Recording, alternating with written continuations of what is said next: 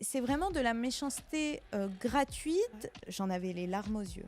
Je suis une révoltée. Donc poursuivez au civil, pas au pénal, la créatrice de contenu. Qu'on soit d'accord ou pas, moi je défends l'idée que c'est un travail. Les budgets de l'influence, on voit qu'ils augmentent et ils se comptent en milliards aujourd'hui à l'échelle mondiale. Mathilde, on s'est rencontrés un peu par hasard à un studio de podcast, justement. Toi, tu accompagnais une de tes clientes, Une de mes créatrices de une contenu de tes dont je créatrices suis de contenu. l'agent. On Ok, va en parler, je pense. oui, on va en parler. Et moi, je faisais un épisode de podcast avec deux invités. Donc, c'est comme ça qu'on s'est croisés, on s'est ajoutés sur Instagram. Et voilà, de fil en aiguille, on a fait connaissance. Et c'est comme ça que tu te retrouves, qu'on se retrouve en fait aujourd'hui ici, Ici. à Paris. Exactement. Donc aujourd'hui, Mathilde, tu es agent d'influenceur, donc tu accompagnes des créateurs de contenu. Est-ce que tu peux un peu te présenter, me parler de ton métier, de ce que tu fais? Complètement. Alors, je m'appelle Mathilde, comme tu l'as dit, j'ai 29 ans, bientôt 30 ans. Je ne sais pas si je suis prête, mais il va bien falloir. On a le même âge et la même question. 1996. Exactement. Ah bah, ok. On partage voilà, le même stress peut-être, ou je ne sais pas si on le vit de la même façon. Je suis maintenant agent de créateur de contenu, agent d'influenceur, même si le terme est connoté, mais on aura peut-être l'occasion d'en parler, à temps plein, puisque j'ai démissionné de mon ancien travail. J'étais dans la fonction publique, j'avais un poste de contractuel dans la fonction publique. Et j'avais déjà commencé en parallèle mon activité sur les réseaux Mm. sociaux en accompagnant des créateurs de contenu pour leur trouver des collaborations, tout simplement. Ok. C'est-à-dire que les créateurs de contenu, littéralement, créent du contenu, mais Oui. en général, ils le font sur leur temps libre, par passion.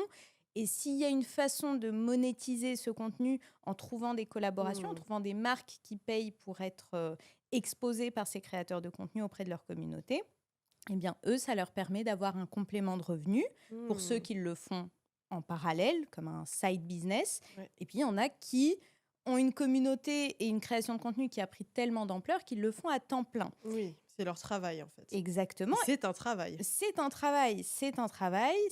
Qu'on soit d'accord ou pas, moi, je défends l'idée que c'est un travail. Parce que ça rémunère, parce que ça prend beaucoup de temps, ça demande de l'investissement, ça demande de s'y adonner. Mm. Et en fait, pour que ces personnes créatives puissent s'adonner à ça, à la création de contenu, eh bien, moi, je prends en charge toutes les tâches annexes, tout ce qui est administratif, commercial, les échanges avec les clients. En fait, les clients des créateurs de contenu Mm. ou mes clients, ce sont des marques, ce sont des annonceurs, ce sont des gens qui payent pour avoir une visibilité grâce au créateur ou à la créatrice de contenu. Voilà, c'est ça, je suis agent de créateur de contenu, agent d'influenceur. Ok, et il y a une question qui me taraude. Oui. Comment t'es arrivé à faire ça en fait? Qu'est-ce qui t'a amené à faire ça aujourd'hui? C'est un jeu de circonstances. J'ai, depuis plusieurs années, toujours créé du contenu. D'accord. J'aime ça, je le faisais en dilettante, je le faisais parce que communiquer sur les réseaux sociaux et sur Instagram notamment, qui est mon bac à sable un peu, c'était une partie de plaisir et disons que j'assumais un peu plus que la moyenne le fait de m'exposer face caméra, même si j'ai eu mes propres blocages, hein. J'ai Bien j'ai sûr. dû abattre certains blocages dans ma tête. Malgré tout, j'osais le faire parce que j'y prenais du plaisir. Et au fur et à mesure, j'y prenais tellement de plaisir que ça se développait et que j'ai eu l'opportunité de rencontrer des gens qui faisaient la même chose, mais à plus grande échelle, qui avaient vraiment une plus grosse communauté. En fait, par ma création de contenu, j'ai amené à moi, presque sans faire exprès, où j'ai été amenée à discuter grâce aux réseaux sociaux avec des gens qui créaient du contenu et avec qui on partageait les mêmes valeurs. Hmm. Et il s'avère que l'une des créatrices de contenu que j'accompagne encore aujourd'hui était dépassée par ces propositions-là de collaboration, mais elle aurait aimé tirer un revenu de sa création de contenu parce que ses conditions de vie, son niveau de vie, son salaire de son métier à temps plein Oui. actuel ne lui permettait pas de vivre décemment. Donc, je lui ai dit, écoute, moi j'ai une totale confiance dans le fait que ton contenu peut te rapporter des collaborations Et tu me donnes envie d'être ton agent, tu me donnes envie de créer une agence littéralement. Et quelque part, c'est en lui soumettant l'idée que j'y ai cru, qu'elle m'a fait confiance, qu'elle me fait Mmh. encore confiance aujourd'hui. Et je lui serai à jamais reconnaissante. Mais donc, quelque part, c'est elle qui a mis Ouais, la la petite graine. graine, et qui a Exactement. poussé, waouh! Et formation, tu es juriste, il me semble, donc rien à voir, Rien à clairement voir. rien à voir. Et tu dis souvent aussi, enfin, tu as dit que ton parcours était un doigt d'honneur à la méritocratie. Est-ce que tu peux Ah. un petit peu me parler de ça? Oui, je suis une révoltée, ça c'est Ouais, une on certitude. sait. Oui, en fait, je suis juriste au sens où quelqu'un qui a fait des études de droit, littéralement, on parle d'un juriste. Après, Ouais, il y a la fonction de de juriste, le juriste. métier de juriste. Et par exemple, tous les métiers juridiques, ce sont des juristes, Ok, mais les étudiants aussi. Et moi, j'ai repris des études de droit plusieurs années après avoir quitté les bancs de l'école parce d'accord. que c'était vital. J'en avais besoin pour me réparer. J'ai eu un parcours scolaire, entre guillemets, exemplaire. J'ai cru à la promesse de l'école française qui dit, ou que j'ai cru comprendre comme ça, si tu travailles bien à l'école, Hmm. Tu travailles dur, tu vas réussir. exactement. Et j'y ai cru dur comme fer. Et moi, l'école, c'était mon refuge parce qu'à la maison, ça allait pas. Donc Hmm. vraiment, l'enjeu d'être première de la classe, il était vital. J'y mettais toute la valeur de mon être. Si j'étais deuxième ou troisième, je ne méritais pas d'exister. Non, mais Wow. c'était extrême, c'est pour ça. Ça l'était trop, heureusement que ça va mieux depuis. Mais quand j'ai passé le bac, je me suis orientée vers les conseillers d'orientation, conseillères. Et j'étais pas le profil auquel on s'attendait, donc on m'a un peu envoyé balader. On m'a dit: Hmm. «Oui, mais tu sais pas ce que tu veux faire, mais dans les faits, tu as le choix. Tu es première de la classe, en gros, nous embête pas, va voir ailleurs». Je savais pas, je me suis retrouvée un peu par défaut en classe préparatoire, c'est-à-dire l'une des orientations les plus élitistes de France, Hmm. et je me suis retrouvée dans l'un des plus grands lycées de France. Je me suis retrouvée avec beaucoup de fils et filles d'eux. C'était un univers différent, c'était un humour différent. J'avais l'impression je sais pas, de puer ou d'être bleue ou d'avoir un truc différent, mais sans comprendre ce qui, dans mon comportement, me marginalisait, m'ostracisait.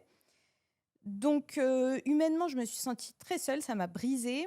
Par contre, intellectuellement, je me suis dit: «Ah ouais, Hmm. moi, dans mon lycée moyen, il était ni médiocre ni excellent, on m'a fait croire que j'étais première de la classe et en fait, j'étais à des années-lumière d'avoir le bagage intellectuel nécessaire pour rivaliser avec ceux qui venaient des plus grands lycées de France». Hmm. J'ai trouvé ça d'une injustice folle parce que moi, si simplement on m'avait dit: «C'est ça le niveau qu'on attend pour exceller en France et pour faire ce que tu veux dans ta vie», je me serais mis au diapason. Je me serais mis simplement à cette échelle-là.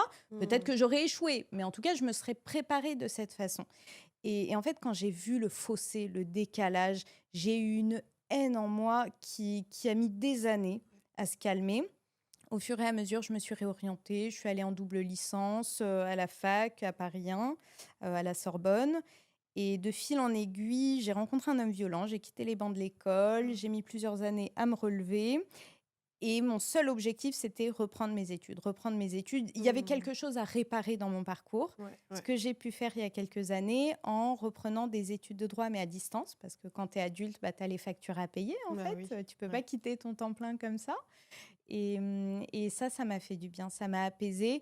Mais j'ai encore une haine, le mot est peut-être fort, mais une certaine... Un rejet. Ouais, du modèle, enfin de la promesse méritocratique française de dire si tu bosses, tu mérites de réussir. Ça, j'avoue, je l'ai encore en travers de la gorge. Ouais, Ouais, ouais. Et du voilà le coup, doigt d'honneur.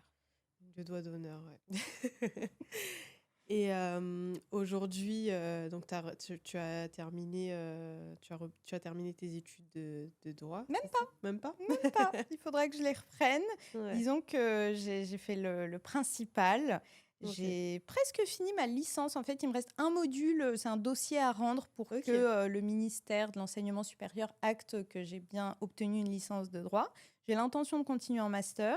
J'ai l'intention de préparer le barreau à un moment donné, quand les journées feront 72 heures. Mais c'est dans mes objectifs. En tout cas, là, c'est Mmh. vrai qu'à à court et moyen terme, c'est plutôt mon agence. C'est un autre projet qui a pris le pas dans ma vie et qui m'épanouit beaucoup plus. Je le fais Mmh. plus dans l'urgence. Oui, oui, tu pas un stress non Non. plus de le faire. Différent, un Différent, ouais. stress différent, oui. OK.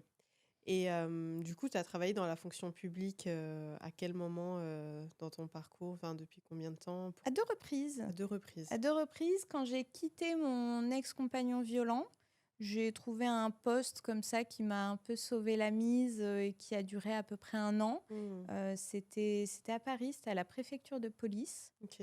Voilà, un poste administratif. Moi, je connaissais rien de la fonction publique.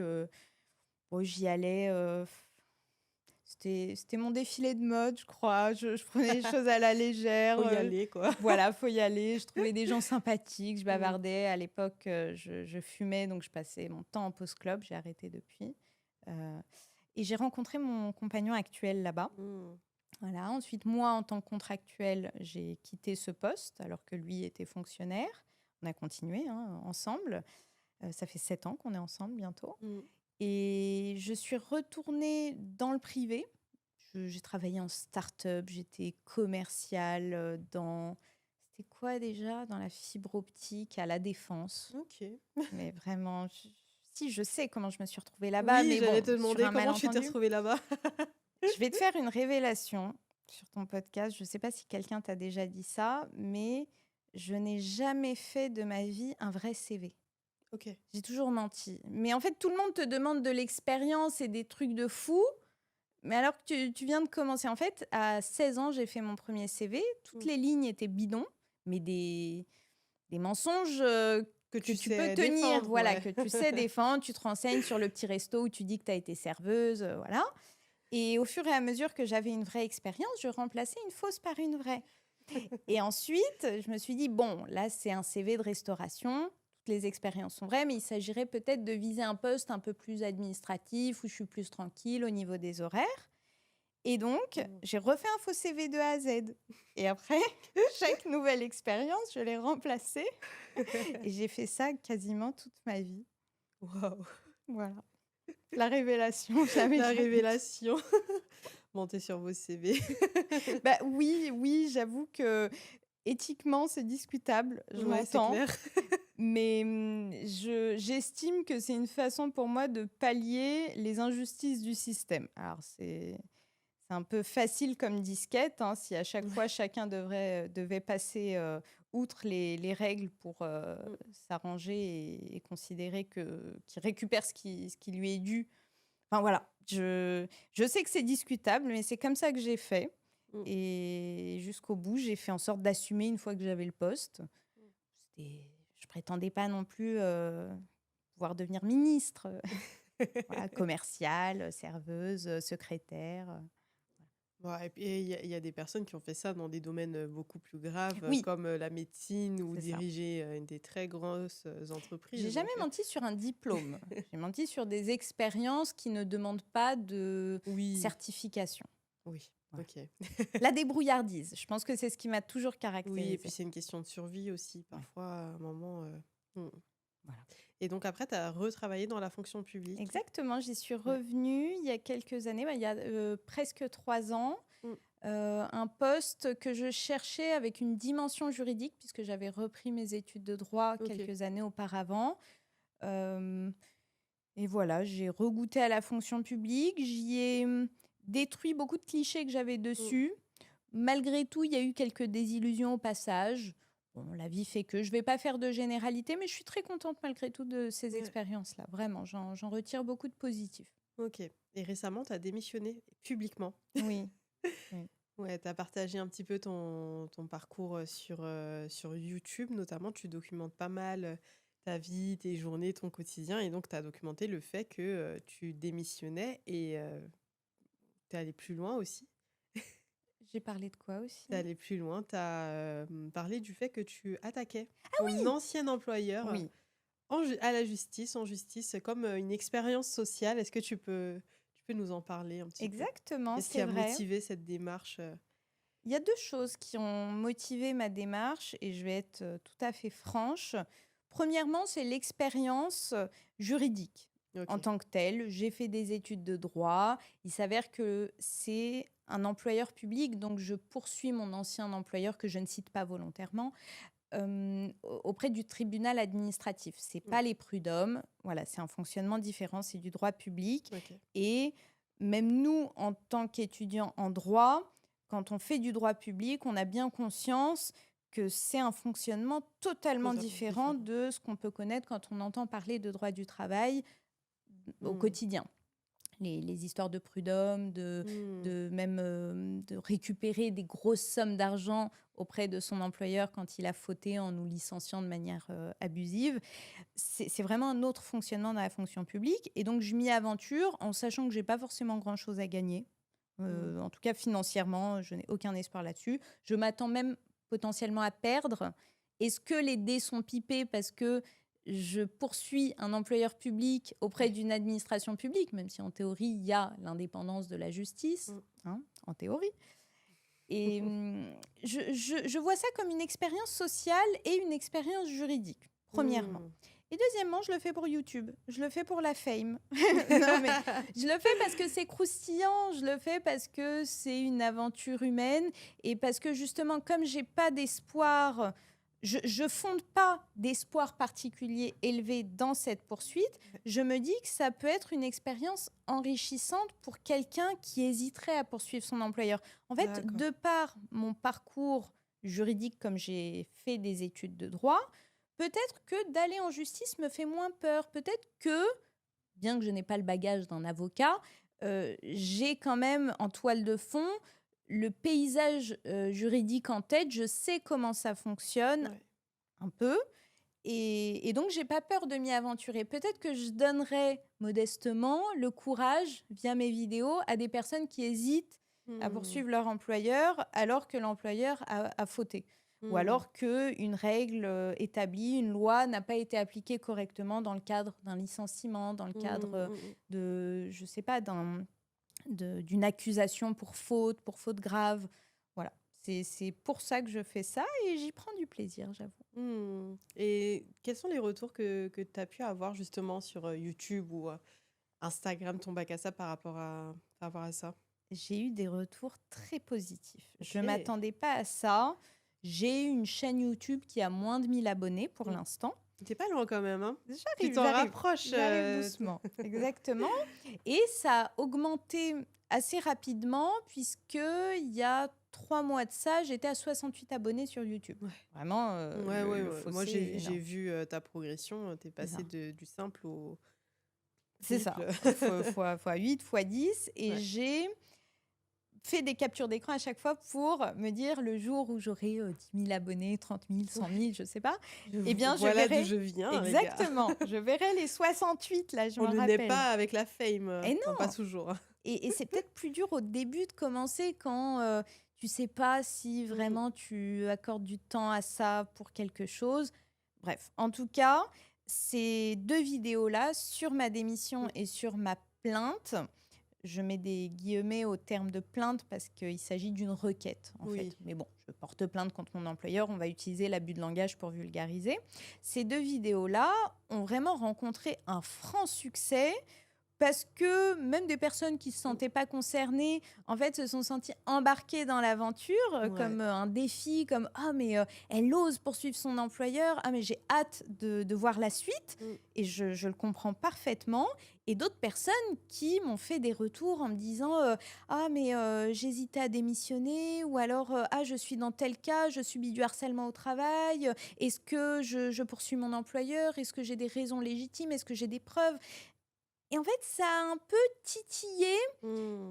la fibre professionnelle de personnes qui sentaient peut-être qui sentaient des atteintes Ouais. à leurs droits dans leur vie professionnelle. Voilà. Oui, qui sont un peu abusés et qui n'avaient pas forcément osé, C'est ça, passer le exactement. cap, quoi. Et par définition, tout juriste le sait, en droit du travail, le contrat de travail est une relation déséquilibrée Ouais. qui est rééquilibrée en théorie par le Code du travail. C'est-à-dire que Mmh. l'employeur est celui qui a un, comment dire, qui a un pouvoir sur l'employé il Mmh. dispose de son temps de travail en échange d'un salaire. C'est lui qui le rémunère, qui lui donne de quoi subvenir à ses besoins. Donc, ce sont des pouvoirs considérables.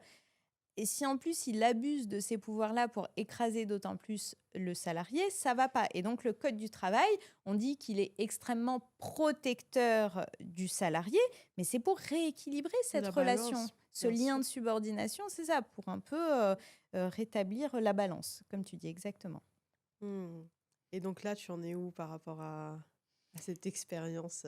Alors, j'en suis au fait que j'avais 2 mois pour déposer une requête auprès du tribunal administratif. OK. Je suis allée voir un avocat une première fois qui au début m'a dissuadée. Il m'a dit: «Mais madame, n'y allez pas sans avocat, ne le faites pas». Je lui ai dit: «Mais vous inquiétez pas, moi c'est une expérience sociale. J'y vais, je vais m'amuser un petit peu». Dans le fond, j'ai des raisons légitimes et il a bien vu le dossier, mais il m'a dit: «N'y allez pas toute seule». Bon, ensuite il a compris mes motivations, il m'a conseillé au mieux pour, la façon dont je devais rédiger ma requête, ce que je pouvais Mmh. chercher. Je lui ai dit: «Mais moi, si je dois potasser du droit administratif et regarder toutes les jurisprudences en la matière, sur, les 10 dernières années, je le ferai. Donnez-moi juste des pistes de réflexion Mmh. pour aller creuser, pour aller, travailler le sujet». Ce qu'il a fait et je l'en remercie et j'ai rédigé une première requête qui est pour l'instant dans mon ordinateur et qui demande quelques peaufinements, mais elle est finalisée. Et il s'avère que j'étais prise par le temps parce que les fêtes de fin d'année sont arrivées très Ouais, rapidement. Et voilà, la période novembre-décembre, c'est vraiment c'est une période compliqué, où ouais. voilà, on se sent aspiré. Et moi, en janvier, je démissionnais. Donc, il y Mmh. avait aussi cette question de négocier ma démission, faire sauter mon préavis, parce qu'il était hors de enfin, je n'envisageais pas psychologiquement De rester alors que ouais. alors que je savais que j'étais sur le départ, ce qui a été accepté par mon employeur. Je lui suis reconnaissante pour ça. Et il s'avère que si je faisais entre-temps, pendant ces 2 mois de délai, une, requête, un recours gracieux auprès Mmh. de mon employeur pour que ce que je conteste chez lui, il le fasse sauter, en gros, et bien, ça repoussait d'autant plus le délai de contestation auprès du tribunal administratif. Ah oui, Et bien, OK. le dernier jour, donc le 16 janvier, c'était ma date limite. J'ai envoyé un recommandé avec avis de réception, à mon employeur pour un recours gracieux.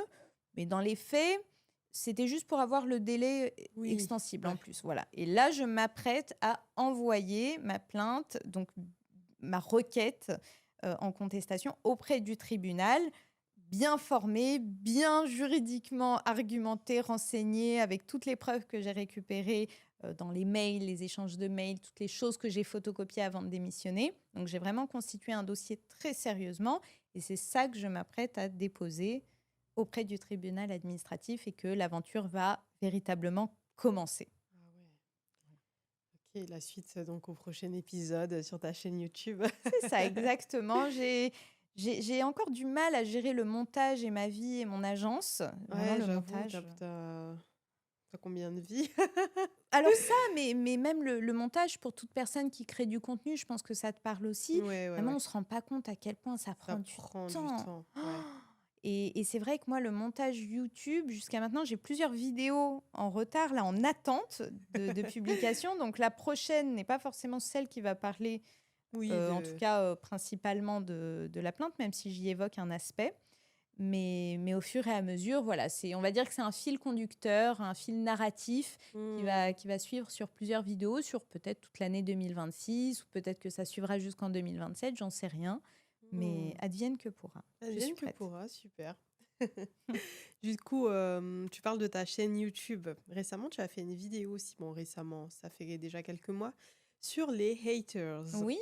Oui, et c'est une vidéo qui a beaucoup fait parler, d'elle. Je sais pas si tu as été, un peu sanctionnée par YouTube parce que tu as utilisé les termes, Tous les vraiment termes des qui posent problème. tous les termes qui posent problème, tu les as mis. Oui. Mais elle a quand même beaucoup, elle a pas mal résonné, est-ce que tu peux m'en parler de cette vidéo, de pourquoi tu as voulu parler de ce sujet en particulier Et le Oui. processus aussi, parce que c'est une vidéo documentée avec des éléments factuels. Voilà. Est-ce que tu peux m'en parler? Je l'ai préparé en 6 mois, Ok. vraiment. Je l'ai préparé sur le temps long et il y a eu 2 aspects. Mm. Il y a eu l'aspect documenté, voir aujourd'hui ce que les sociologues, ce que les psychologues, ce que la loi, les juristes, la jurisprudence dit sur ce phénomène de cyberharcèlement. Ouais. Parce que mine de rien, c'est un phénomène nouveau, même si ça fait déjà plusieurs années et qu'on voit de plus en plus de sanctions et de haters qui arrivent en justice, qui sont sanctionnés. Et il y avait l'aspect documentation de ce que l'une de mes créatrices de contenu, la première, qui m'a fait Mm. confiance et dont je te parlais tout à l'heure, a subi pendant Wow. des mois et des mois. Elle était la cible de haters masculinistes sur le Les pires. forum, exactement, sur le forum jeuxvideo.com. Ok. Et c'est un repère, à la base, c'était un repère de gamers, plutôt des mecs, mais il y a des femmes aussi. Ouais, Et à la c'est base, c'est devenu, tranquille, quoi. à la base, en Ouais. théorie, mais c'est devenu un repère de masculinistes en puissance, en herbe. Il y a, il y a tout un langage, un crypto-langage qui se sont appropriés, qui montrent des signes d'appartenance à leur communauté. Vraiment, ils sont très soudés, très fédérés.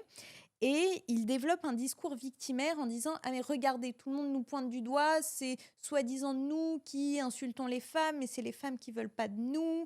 Et nous, en fait, ils s'affligent d'une certaine détresse sexuelle. Peut-être que tu devras couper le terme, je sais pas. Ils s'affligent d'une certaine détresse comme si on avait une dette envers eux. Comme si Mm. le fait de ne pas leur donner ça, c'était une souffrance qu'ils devaient compenser en nous détestant, ou je ne sais pas quelle logique ils se font. Mais c'est vraiment un phénomène qui prend de plus en plus d'ampleur, Ouais. qui est inquiétant. Et quand j'ai vu au fur et à mesure la virulence des messages qui étaient adressés à ma créatrice de contenu ou qui parlaient d'elle, ça lui était même pas adressé. En fait, il créait des topics, Mm. c'est-à-dire tout un fil de forum qui parlait d'elle, qui parlait de ses pieds, qui parlait de son crâne, qui parlait de à quel point, même si c'était la dernière femme sur Terre, elle méritait pas qu'on la touche, ou comment quelqu'un de si débile pouvait faire cours, ou parce qu'il s'avère qu'elle est professeure et est excellente professeure de philosophie. Euh, mais c'est vraiment de la méchanceté gratuite. Ouais. Et eux, ils se réclament du droit de la liberté d'expression. En fait, ils estiment qu'ils sont juste là en train de critiquer. Et comme, Ils ont le droit de critiquer parce qu'elle est visible. exactement, comme Ouais. elle publie du contenu, eh bien, eux, ils se permettent de passer outre la loi, alors qu'il y a une loi, hein, on n'a pas le droit D'insulter de des gens comme diffamer, ça. insulter, etc. Mais non, pour eux, ça rentre dans le cadre de la liberté d'expression. Donc, ils ont un culot monstrueux, mais ils sont lâches aussi, paradoxalement. Donc, quand on va les chercher ou quand on les confronte à leurs contradictions, eh bien, là, il n'y a plus personne. Ou alors, ça se radicalise d'autant Mm. plus. Et quand ils sont modérés sur ces réseaux sociaux, sur ces forums, quand ils sont modérés sur ces forums, ils vont sur des forums où il y a encore moins de modération. Ouais. C'est-à-dire où on peut parler de tout. Tout. Ouais. Mais quand je te Sans dis de tout, filtre, ouais. sans. Ouais. Tous les pires sujets possiblement censurés sur un format comme YouTube, les pires, voilà, je te laisse quelques secondes pour qu'ils te viennent tous en Mhm. tête, eux, ils peuvent en parler et dire les pires choses. Et vraiment, quand je lisais les commentaires les uns après les autres, et j'ai fait des captures d'écran, hein, j'ai accumulé des commentaires par centaines, j'en avais les larmes aux yeux. Tu Parce que, m'étonnes. exactement, parce que quand je l'ai accompagnée, quand j'ai essayé de la réconforter en lui disant, mais laisse-les dans leur bulle de méchanceté et de haine. Toi, regarde, tu rencontres un certain succès, tout montre que tu vas vers du mieux, que tu progresses. Mais en fait, quand j'ai lu les commentaires et que j'ai vu ce qu'elle se prenait en pleine face, Ah, t'as j'avoue que ça m'a compris. touchée et que j'ai réalisé que du réconfort n'était pas suffisant. C'était bien plus grave que ça, et que je pouvais pas simplement la réconforter, la caresser dans le sens du poil et lui dire d'oublier ça. Donc cette vidéo me tenait à cœur et les poursuites qui s'en suivent dans mon rôle de juriste, ça Mm. m'intéressait aussi. Et du coup, vous avez intenté des actions Alors, par on a rapport à ça? essayé, on s'est dit, en fait, il y a eu des vagues. Parfois, ça se calmait, parfois, ça reprenait, ça devenait d'autant plus violent, puis ça se recalmait. On s'est dit que pour quelques-uns qui Qui sont commentaient vraiment vraiment beaucoup ouais. et de manière très virulente, on allait les cibler et que si ça reprenait, on ne ciblerait que les plus graves, Mmh. parce que c'est aussi une perte de temps, il faut Bah le oui, et dire. puis il y en a énormément, enfin c'est Exactement. comme des cafards, hein. Exactement, mais je ne sais pas si tu as vu passer la vidéo de Jérém Star, il y a pas longtemps, qui se filmait dans un avion en classe business en disant: «Merci Valérie, grâce aux 183 000 € que j'ai gagnés en dommages et intérêts après t'avoir poursuivi puisque tu m'as insulté sur les réseaux sociaux, eh bien je me suis payé, ce voyage et je m'apprête à me payer un safari et ceci et cela». Il énumérait tout ce qu'il allait faire avec cet argent et il disait que il Mmh. avait tellement de haters qu'il avait embauché un avocat et d'autres experts à temps plein, des enquêteurs, pour poursuivre les gens, pas qu'il traitait de cons ou des petites insultes, Oui, mais pas les petits haters, les vrais enfin les exactement, les vrais et qui répétaient le fait. Parce que le oui, harcèlement il faut qu'il y nécessite ait un le caractère caractère répété. répété, ouais. Ouais, ouais, Exactement. ouais, Ouais, et ouais, c'est ce que tu dis dans ta vidéo d'ailleurs, c'est, attaquez-vous à leur porte-monnaie, en fait, exactement. Les poursuivre au pénal, ça sert à rien. Pour que le juge leur dise vous avez une petite tape sur la main, et puis c'est pas de toute bien, il faut façon, arrêter. exactement, vous n'allez pas aller en prison, allez, une petite amende, et l'amende, elle va dans la poche de l'État, elle va pas dans ta poche. Donc poursuivez au civil, pas au pénal. Le Mmh, pénal, on s'en fiche complètement. mmh. Donc c'était ma leçon, oui, de cette vidéo. Et est-ce que ta créatrice, justement, elle va mieux après ça? Enfin, comment elle prend les choses? Est-ce que ça a évolué, sa façon de D'être réagir, en confrontée. fait, face aux haters? Je sais que ma vidéo lui a fait du bien parce qu'elle s'attendait pas à ce que je travaille autant sur ce format-là pour documenter autant et pour faire réaliser aussi à sa communauté ce qu'elle traverse. Mmh. Parce qu'il y a aussi les gens qui l'aiment Oui, bien, et tu la cites en plus, ouais. exactement, mais qui voient pas tout ce que ça implique de créer Mmh. du contenu et de se prendre cette déferlante de haine. Donc ça lui a fait du bien. Et je pense que ça lui a permis aussi de Prendre du mettre plus de recul. distance. Ouais. Oui, oui, oui, parce que tu expliques bien, en Mm. fait, en gros, pourquoi on devient haters. En fait, c'est parce qu'on est malheureux dans sa vie et en fait, un haters, tu le croises dans la vraie vie. Je pense à une copine créatrice de contenu qui a rencontré un haters Ok. dans la vraie vie, donc un haters de LinkedIn et en fait, elle l'a confronté parce qu'elle le cherchait sur LinkedIn. Ils se sont rencontrés dans une soirée comme ça d'entrepreneurs Ok. et donc elle le cherche sur LinkedIn et elle voit qu'il est bloqué et en fait, elle ne bloque que les haters et donc là, elle comprend Eh bah, oui. que le mec, bah, c'est un haters et en fait, le mec, il se fait tout petit, quoi. C'est en fait, dans la vraie vie, tu les rencontres, c'est des personnes, Qui n'osent pas. bah, voilà, que tu croises dans la rue, à la boulangerie, enfin, c'est des vraies personnes, C'est des vraies personnes et c'est des personnes potentiellement ordinaires. frustrées, Ouais, ordinaires. J'avais cité quelques affaires célèbres, en tout cas, qui ont fait oui, parler d'elles dans les médias.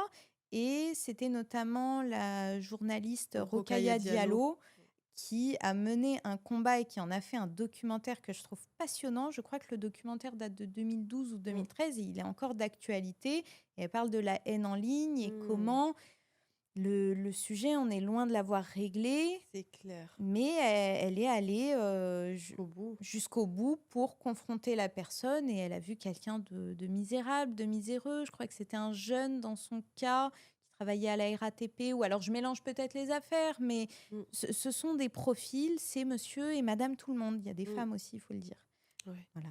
OK, on va passer à un autre sujet. J'aimerais qu'on parle un peu plus de ton agence. Oui.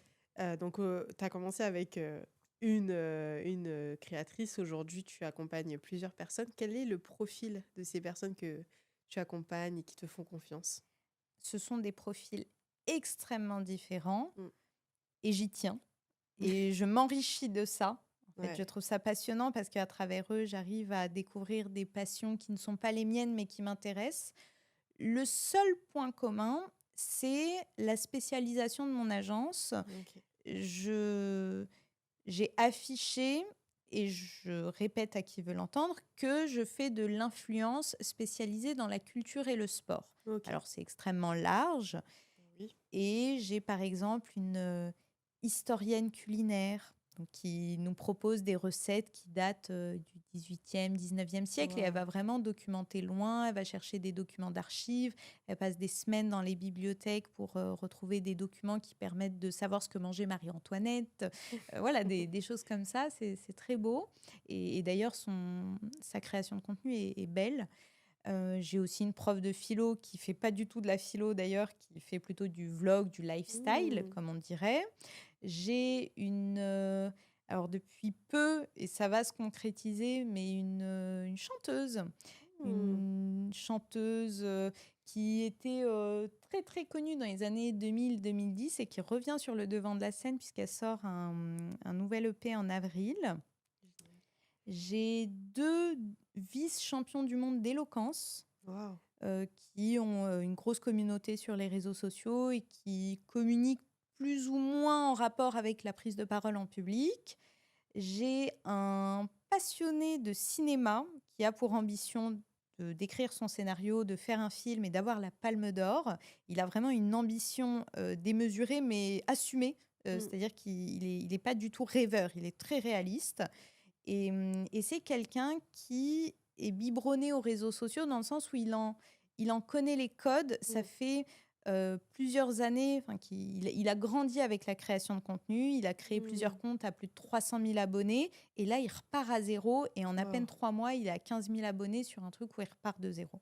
C'est vraiment impressionnant. J'ai aussi une rédactrice en chef d'un média musical de variété française. Ouais, Hein. je l'ai rencontré d'ailleurs. Ouais. Exactement, on s'était rencontrés à cette occasion et c'est vrai que j'aime des styles musicaux très différents. J'adore le rap français, j'ai grandi avec, mais j'aime beaucoup la variété française aussi. Mmh. J'écoute Booba et Balavoine dans mes mêmes playlists. Voilà, ça peut faire crisper certains, je l'entends. Mais ce sont mes playlists d'amour sur lesquelles je me déchaîne en faisant du sport. J'en oublie peut-être, ça commence à faire beaucoup, il faut que je me les remémore tous. Mmh. Mais oui, en fait, ça commence à s'accumuler. C'est pas les créateurs de contenu en demande d'agents qui manquent du Ah tout, ouais, c'est clair. pas du tout. La difficulté est de trouver des collabs et des bonnes collabs et de ne pas s'adonner à du marketing digital pour prôner de la surconsommation tous les matins. Oui, L'idée, ouais, ouais. c'est d'inciter les gens à dépenser de l'argent dans la culture et le sport. Évidemment, ce sont des choses très larges, des domaines très larges, mais que ce soit aller au musée, prendre Mmh. un dossard pour aller courir un 10 km, ou de temps en temps, moi, par exemple, les ongles que je porte, là, c'était une collaboration aussi, mais il s'avère que dans la vie, Mmh. je me fais ma manucure, j'aime ça, donc quitte à découvrir une marque qui propose un produit de qualité, bah oui, je fais, mais j'aspire à euh, trouver des collaborations qui épanouissent les audiences des créateurs de contenu que j'accompagne. Oui, tu as vraiment une vision assez engagée de la création de contenu, déjà par le fait que tu la considères comme un vrai métier, ce qui n'est Mm, pas le cas de tout le monde, et aussi par rapport au contenu qui est proposé, qui est quand même assez qualitatif, mm. tout ça, quoi. C'est ça, Ouais. exactement. Et c'est vrai que dans le terme engagé, on peut entendre militant. Moi, je suis pas militante. Je vais défendre dur comme fer certaines valeurs. Mm. Et malgré tout, il faut bien payer les factures, il faut bien remplir l'assiette. Donc, c'est vrai que certaines collaborations, évidemment que j'élimine Temu et Shein et compagnie, mais il y a certaines collaborations que j'étudie et moi, je peux hésiter. Et si un créateur de contenu me dit oui, mais j'ai vraiment besoin de cet argent, qui je suis, moi, pour lui dire de refuser? Ce sont ces questions-là qui Ouais, se jouent au quotidien en tant qu'agent ouais. et en tant qu'agence d'influence que je veux vraiment structurer sur le long terme. Donc, je Mm. dois me poser ces questions-là et c'est pas tous les jours facile. Ouais, j'imagine que c'est pas facile. T'as combien d'heures dans ta journée? Pas assez, pas Pas assez. Je assez. dors pas beaucoup, je Ouais. l'avoue. Ça m'étonne pas parce que c'est vrai que t'as des vlogs où tu racontes ta journée, etc. Et je me dis, waouh, sa journée, elle commence tôt et elle finit tard et t'as pas mal de choses à faire. Tu gères bah, tes créateurs de contenu. Donc, tu me disais tout à l'heure l'administratif, Oui, les contrats. Donc, il y a aussi la partie juridique, complètement. j'imagine. trouver des collaborations? C'est toi qui prospectes pour... Il y a un peu des deux, mais Ok. disons que la prospection, en fait, c'est très ingrat parce que ça demande beaucoup de temps, ça demande de faire beaucoup pour Mm, peu de résultats. Peu ok. de ceux que tu as Oui, tu vas prospectés te prospecter font 100 un retour, personnes, tu auras peut-être un ou 10 deux, réponses ou même et pas. encore. Et encore dans les 10, voilà, tu as une ou deux opportunités véritables. Et je gère aussi les demandes entrantes, c'est-à-dire que Mm, les créateurs de contenu qui reçoivent des propositions me les transfèrent et je gère, je propose, j'essaye de voir si vraiment il y a un budget mm. derrière ou si c'est une collaboration où on me dit oui, on va t'envoyer un produit gratuitement. Les produits gratuits ne payent pas les factures. Ah bah oui. Voilà, Bah, je vais payer mon loyer en produits gratuits. exactement. Une paire d'ongles, Ouais. ça vous Oui, va? mais je suis là aussi pour voir à quel point les marques sans agent, elles ont vraiment envie de profiter au maximum des créateurs de contenu et de leur méconnaissance du monde de l'influence. Oui, Donc, oui, oui. j'ai entendu des histoires, pas avec mes créateurs de contenu, mais d'autres, de, de marques qui ont payé 100 ou 200 euros des vidéos que moi, je propose à 1000 ou 1500 euros. Bah, waouh. Et ce sont des tarifs que ces marques ont acceptés pour d'autres. C'est-à-dire qu'ils osent proposer à ces créateurs de contenu 100 ou 200 euros en leur faisant miroiter que waouh, c'est beaucoup, on a accepté que tu nous crées du contenu. Et en fait, moi, je suis là pour me révolter, pour défendre le bout de gras et pour tirer le meilleur contrat possible pour mes créateurs de contenu. Hmm. Voilà. Et c'est bien que tu en parles et que tu fasses ce métier-là parce que c'est vrai que la création de contenu, il y a quelques années, je pense bien avant le Covid, par exemple, c'était la jungle un petit peu. Les créateurs de contenu, bah, pour le coup, c'était pas du tout ni un métier, ni reconnu, ni quoi que ce soit. Et pour avoir connu des créatrices de contenu à cette époque-là, c'était limite, on est content d'avoir des marques qui nous contactent enfin, en fait, les gens étaient contents d'avoir des produits gratuits. Et en fait, au fur et à mesure, bah, elles se rendent compte que c'est du travail, de faire des montages, des photos, etc., des mises en scène, tout ça. Enfin, c'est du boulot, en fait. C'est un vrai Exactement. travail. Et... C'est Mm, clair. Et là où il faut pas se laisser marcher dessus, qu'on soit créateur de contenu ou qu'on soit mm, un créateur qui veut un agent et donc qui veut un intermédiaire pour déléguer tout ça. Il faut vraiment réaliser que c'est encore la jungle. c'est encore la jungle. C'est encore Ouais. la jungle. Tu Ouais, disais il les y a quelques années mentalités, ouais. avant le Covid, mais Mentalités. c'est encore la jungle. Le marché est encore en train de se construire. On n'en est encore qu'au balbutiement, vraiment. Alors Mm, même qu'il y a des agences d'influence qui existent depuis 7, 8 ans, 9 ans déjà. mm. Je parle d'agences d'influence, je ne parle pas de relations presse et de Oui, communication au sens large. Ça oui, ça, existe c'est depuis encore autre toujours. chose. Ouais. Voilà. C'est encore autre chose, mais ça se recoupe, Oui, ça se oui, oui. recoupe. De toute façon, les budgets du marketing digital, les budgets de l'influence, on voit qu'ils augmentent et ils se comptent en milliards aujourd'hui à l'échelle mondiale, mais c'est pas un nouveau budget sorti de nulle part. En fait, ce sont les entreprises qui comprennent que l'argent qu'elles ont mis jusqu'à maintenant dans la communication traditionnelle, la télé, les panneaux, voilà, les Mm, publicités classiques qu'on connaissait jusqu'à maintenant, eh bien en fait, si tu mets 2 fois moins d'argent sur la tête de tel créateur de contenu qui parle toute la journée dans sa chambre et qui a une confiance créée auprès de son audience, si tu le payes lui pour parler de ton produit, tu vas vendre 2 fois plus mm. avec 2 fois moins de budget ou 10 fois moins de budget que si tu fais une campagne publicitaire dans toute une grande ville, Ouais, dans les surtout métros et tout exactement, ça, qui va te coûter un exactement. peu Donc, les fesses. donc en Ouais. fait, c'est une réallocation d'un budget qui existe déjà. Mm. L'influence est en train d'aller chercher le budget Du du média marketing presse, classique, marketing, ouais. exactement. C'est exactement, c'est marrant parce que c'est exactement la discussion que j'avais ce matin avec Lisa qui fait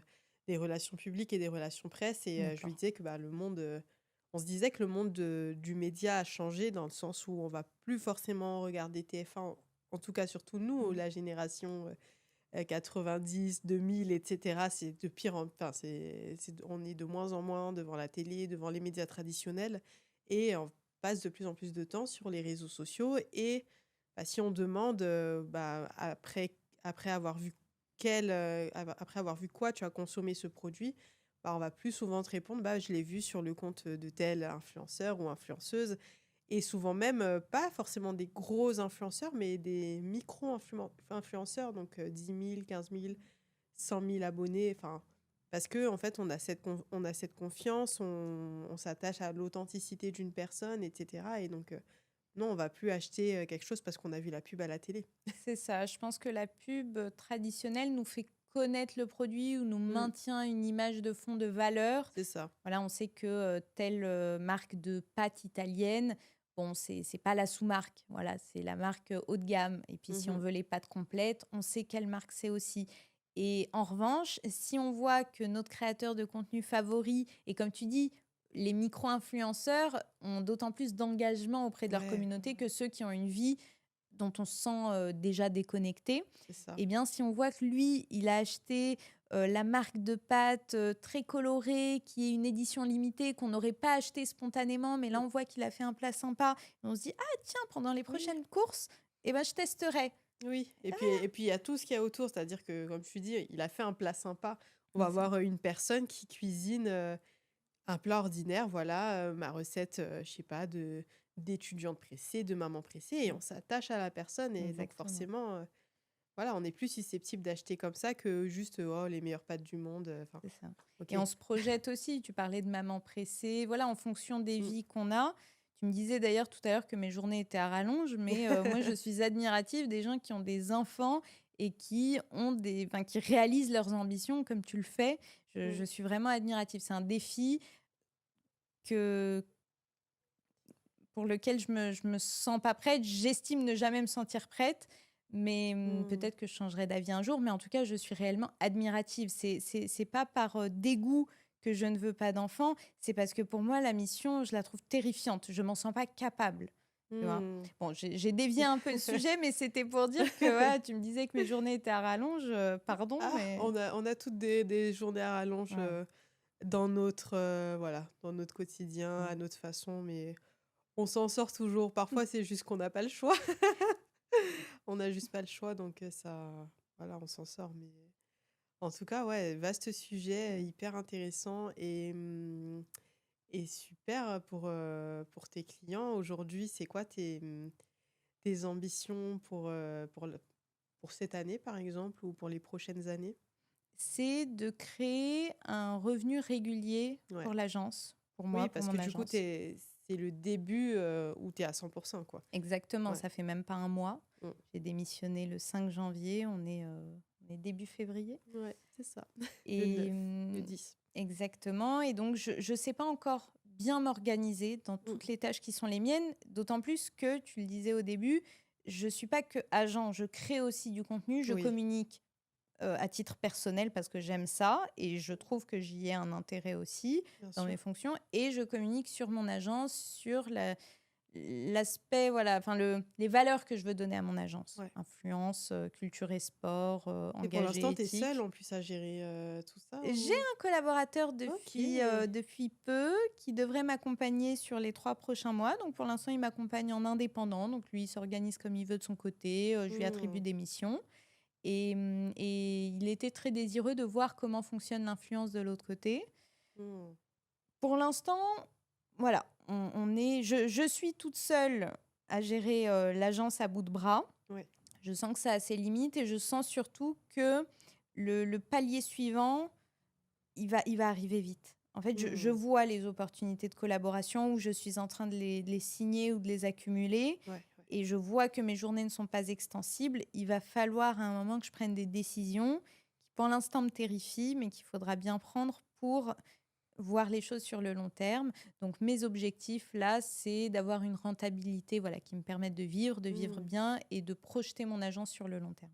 OK, ouais, bah, l'ambition de tous les entrepreneurs, j'ai envie de dire, C'est ça. au démarrage, Ouais. mais en tout cas, c'est courageux de t'être lancé comme ça à temps plein, d'avoir lâché, ton CDI. J'ai beaucoup hésité, hein, vraiment, Ouais, j'ai ouais, beaucoup, j'imagine. beaucoup Bah, la hésité. première fois qu'on s'est parlé, c'était encore en Ouais. pourparlers. Tu hésitais, t'étais pas, voilà, c'était pas encore, ça et quand tu m'as dit: «Ah bah, c'est bon, je démissionne». J'étais là: «Ah? Ça y Ah est, j'ai ouais, ça arraché y le est?» pansement. Ouais Ouais. et tu l'as arraché fort quoi, Oui, direct. oui.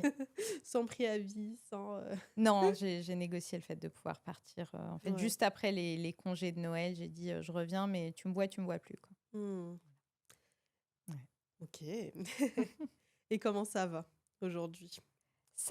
Ça va. Je me sens fatiguée mais stimulée. Mmh. J'aime ce que je fais et je sens que je cours après plein d'ambitions, plein d'objectifs. Il faut que j'apprenne à faire des choix. C'est pas Ouais, facile encore. Choisir, c'est c'est clair. renoncer. Mmh. J'ai du mal à faire. Tu un profil un peu, multipotentiel, non? Oui, complètement. Et ce qui est paradoxal, c'est que je n'aime pas la case multipotentielle. Le fait d'être Ouais, ouais, ouais. multipotentiel, c'est de ne pas être mis dans une case. Eh bien, j'estime que ça, c'est une C'est case. Donc, déjà le une case. terme multipotentiel me pose problème. Mmh. Mais oui, je pense que c'est comme ça qu'on pourrait le résumer. Et je pense que en parallèle de l'agence, j'ai envie de passer le barreau. Avant ça, j'ai envie de finir mes études. J'ai envie un jour d'envisager le CAPES ou l'agrégation de philosophie, le CAPES de mathématiques un jour. Eh C'est- ben, Oui, mais ce sont des choses qui me quittent pas. C'est pas c'est pas des des objectifs. lubies, Non, ouais, non, non. ouais, C'est temporaires, vraiment c'est vraiment ça te tient à cœur. exactement. Ouais. Et je pense que d'une manière ou d'une autre, je ne quitterai jamais les bancs de l'école parce que j'ai une passion Ouais, une soif immodérée pour. d'apprendre, ouais. Ouais. Mmh. Ouais. Avant, c'était par urgence, par sentiment de détresse que je faisais en sorte d'exceller à l'école. Et maintenant, je réalise que ça m'a laissé quand même un goût pour la connaissance, pour la culture, qui est une profonde passion, qui m'anime, qui me réchauffe le cœur. Quand j'étudie, je peux passer des nuits blanches à répétition, à apprendre de nouvelles choses. Je me dis, mais en fait, hier, à Mmh. la même heure, ma personne n'avait pas connaissance de ce que je viens D'apprendre. d'apprendre et ce que je viens de m'approprier comme savoir. Et je trouve ça fou, d'autant plus à une époque où on a le savoir de l'humanité à portée de main. C'est clair. Voilà. Ouais, on peut littéralement, tout apprendre, on peut apprendre, une langue, on peut Mm, apprendre, enfin, à propos de tout avec les c'est ça. livres, les podcasts, l'IA, enfin tous les outils en ligne donc C'est ça. clairement, tu dois être bien, tu es née à la bonne époque, quoi. Oui, oui, oui, c'est sûr. J'aime mon époque, j'aime Ouais. l'opportunité des réseaux sociaux. Ils sont souvent pointés du doigt pour ce qu'ils provoquent de négatif. Moi, je suis persuadée que Mmh. c'est un outil ou bien abominable ou bien formidable selon ce qu'on choisit d'en Ouais, faire. voilà, c'est ça. C'est comme l'argent. L'argent est blâmé, surtout en France, c'est Mmh. tabou. Les gens qui ont de l'argent sont forcément les méchants. J'estime que l'argent est un outil, c'est un moyen Mmh. qui ouvre des portes, qui permet des choses, et que selon ce que tu choisis de faire avec, c'est abominable ou formidable. Mmh. Ouais, Voilà, tout est une question de choix et de ouais, comme tu c'est dis, ce ça. que tu décides d'en faire, ouais. Je vois les choses comme ça. Mmh. Et pour ta chaîne YouTube, Oui. comment tu vois l'évolution? Je suis remontée jusqu'au tout début Ok. où, voilà, c'était vraiment une expérimentation, voilà, comment on grandit sur YouTube, comment on développe sa chaîne et cetera et au fur et à mesure, ça a commencé à prendre, une autre dimension, quel aspect tu veux lui donner, Je le vois comme un revenu annexe. OK, Je pense que je vois mon écosystème économique comme plein de revenus annexes avec OK, mon agence au milieu. Je pense que de la création de contenu, mes propres collaborations en tant que créatrice de contenu, je peux tirer un revenu ouais, tant que ça prend pas le pas sur mes fonctions d'agent. C'est vraiment OK. ça le Oui, oui, principal. bien sûr. Ma chaîne YouTube, ça y est, j'ai ouvert le La fait d'être partenaire monétisation, ouais. YouTube. Et crois en ton potentiel, crois en ta Mmh. capacité de tout ravager sur ton passage quand tu te fixes un objectif en tête. Pour moi, c'est ça, aller au-delà de l'image. Merci pour cette réponse et merci pour cette interview, Mathilde. Merci beaucoup à toi, Alexia, pour ton accueil. Ça y est, c'est déjà terminé. J'espère que vous avez apprécié cet épisode. Pour nous soutenir, n'hésitez pas à nous laisser un commentaire sur la plateforme sur laquelle vous nous écoutez, que ce soit YouTube, Deezer, Spotify. Et surtout, abonnez-vous pour ne pas louper les prochains épisodes. Je vous dis à très bientôt pour un prochain épisode. Ciao!